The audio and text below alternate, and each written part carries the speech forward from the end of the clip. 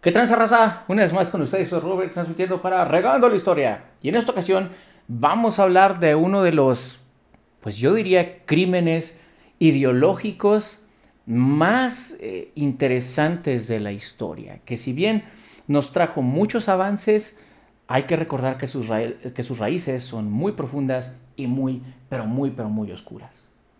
Hoy vamos a hablar de la operación Paperclip.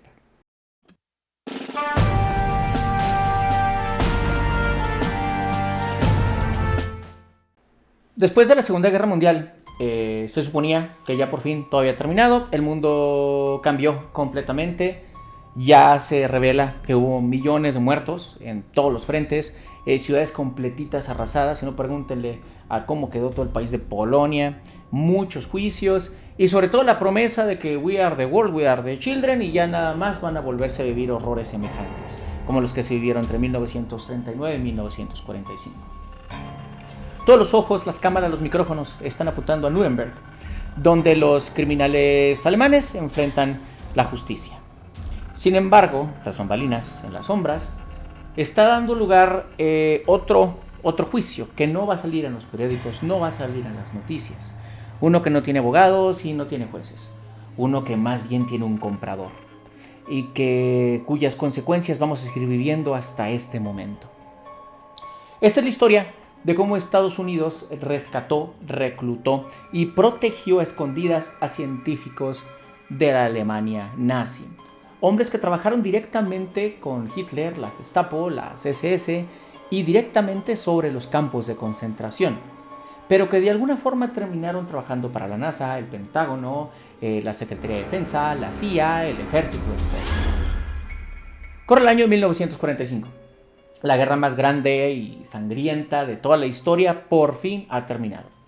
La Alemania nazi ha sido derrotada, Hitler ha hecho sign off de la vida y Europa está completamente en ruinas. El Pacífico también está herido y de muerte histórica, particularmente en Japón. Y el mundo entero, a pesar de todo, respira un poquito de paz. Sin embargo, sabemos que nuestro planeta no es un lugar donde la paz se disfrute mucho tiempo.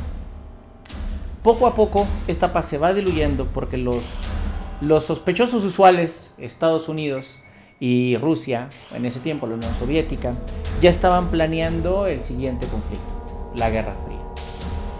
Estados Unidos y la Unión Soviética sabían que el próximo campo de batalla no iba a ser en trincheras, no iba a ser en las costas, no iba a ser en las playas, sino más bien en el campo científico, campo más médico, tecnológico, de innovación.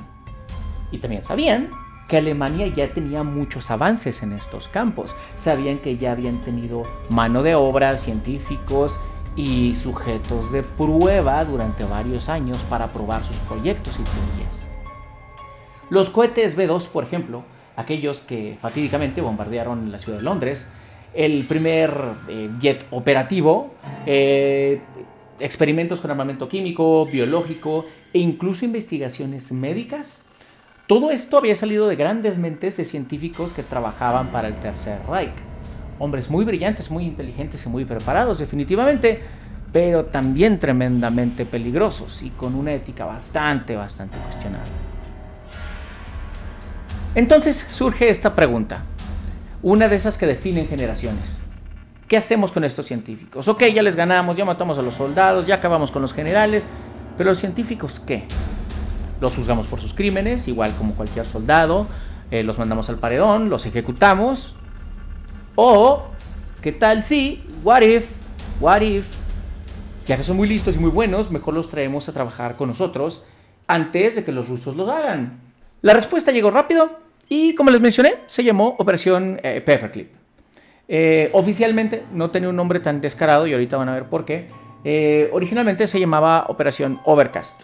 Era una iniciativa para identificar, poner en una lista, capturar a científicos relevantes alemanes para las investigaciones americanas y estos científicos alemanes claves, tomarlos antes de que se fueran con el lado soviético o antes de que los tomaran los soviéticos, tampoco es como que fuera tan voluntario.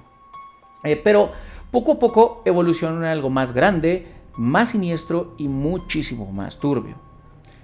La inteligencia militar americana, liderada por la OSS, que eventualmente se convertiría en la Agencia Central de Inteligencia, en la CIA, comenzó a armar varias listas de científicos, ingenieros, técnicos, médicos, expertos en armas químicas, etcétera, todos con un elemento común. Todos habían trabajado con el ejército nazi y habían llevado a cabo investigaciones con fines completa y absolutamente militares. El plan básicamente era traerlos a Estados Unidos, borrarle su historial delictivo. No importa si estuviste en un crimen de guerra, no pasa nada. No importa si mataste a 1, 2, 20, 200 mil, 100 mil personas, etc. Vamos a borrar tus antecedentes y te vas a venir como un patriota americano para que sirvas a la comunidad americana, le sirvas a nuestros ejércitos y nos ayudes a hacer armas, dispositivos de vigilancia y otras tantas cosas, en nombre de las barras y las estrellas ahora. La operación Paperclip se llama así, fue por un tema muy simple, básicamente. A estos científicos se les daba un expediente cuando entraban al país, una carpetita con hojas como las que entrega uno cuando va a pasar a la visa y que traes hasta los apuntes de la primaria de historia.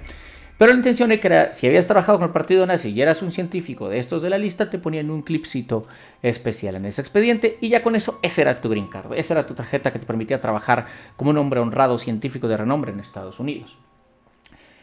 Y con ese clipcito en su expediente fue como llegaron al país más de 1.600 científicos alemanes entre 1945 y 1959. Uno de los más famosos, Wernher von Braun, era un genio completamente, un visionario, cuya principal intención era hacer cohetes, pero no para tirárselos a los ingleses. Él lo que quería desde chico era llegar a la luna. Su intención era hacer que el ser humano pudiera llegar a las estrellas, visitarlas y llenarse de eso.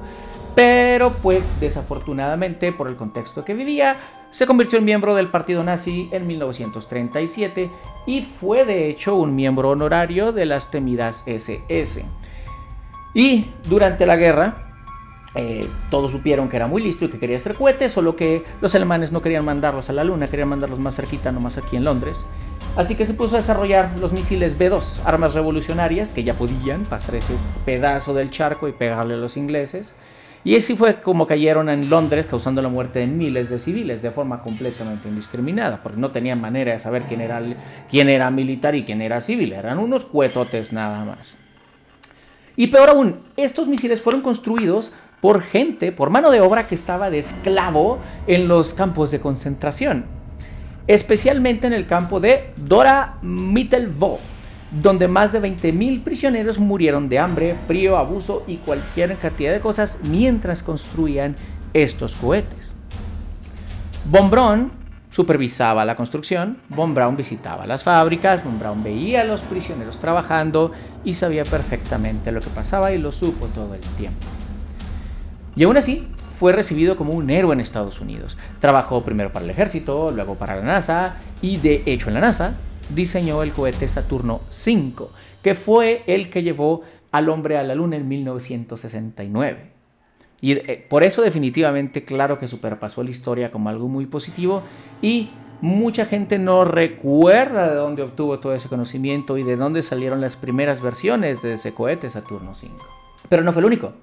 También tenemos a gente como Hubertus Stronghold, médico nazi que participó en experimentos con prisioneros expuestos a temperaturas muy extremas, tanto altas como bajas, altitudes muy forzadas y cámaras de presión tremenda.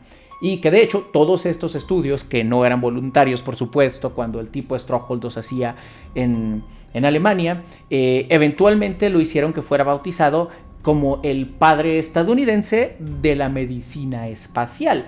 Porque al final del día, cuando mandas astronautas al espacio, tienen que verse sometidos a todas estas fuerzas.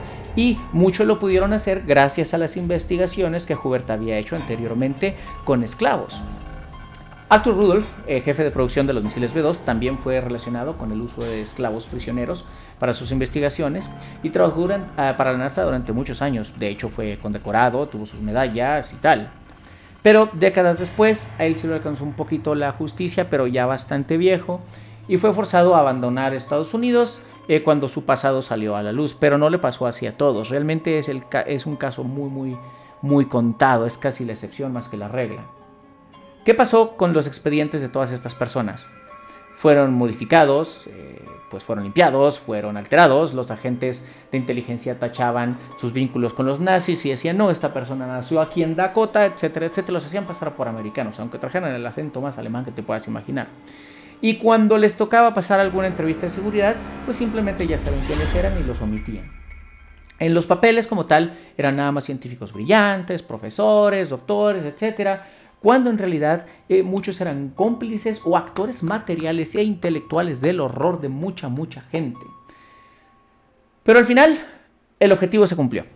Estados Unidos ganó la carrera espacial ante los ojos del mundo, desarrolló muchas armas y avanzó décadas en tecnología. ¿Pero a qué precio?